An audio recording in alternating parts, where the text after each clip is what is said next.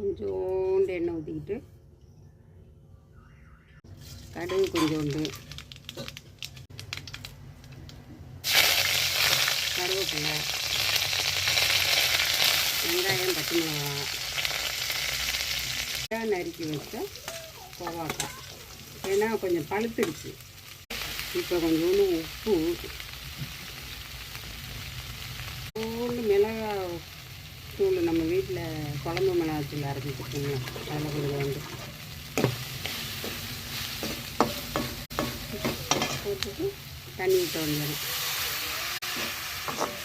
ஊற்றி அப்படியே சிம்மில் மூடி வச்சுட்டோம்னா, சிம்மில் வச்சுட்டோம்னா நல்லா வெந்துடும். வெந்ததுக்கப்புறம் தேங்காய் பூ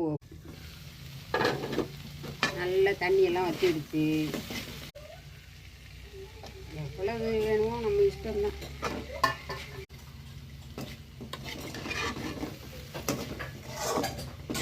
நாங்கள் எல்லாத்துலேயும் தேங்காய் சேர்த்துக்கிட்டு இருக்கோம்.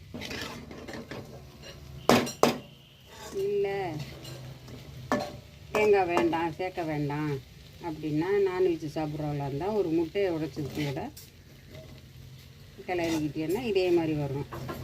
அப்படி இல்லை வேண்டாம், ஒன்று தேங்காய் வேண்டாம், முட்டையும் வேண்டாம்னா சும்மா எடுத்து வச்சாலும் அதுவும் நல்லாயிருக்கும். ஆஃப் பண்ணிடுவோம். பொரியல் ரெடி.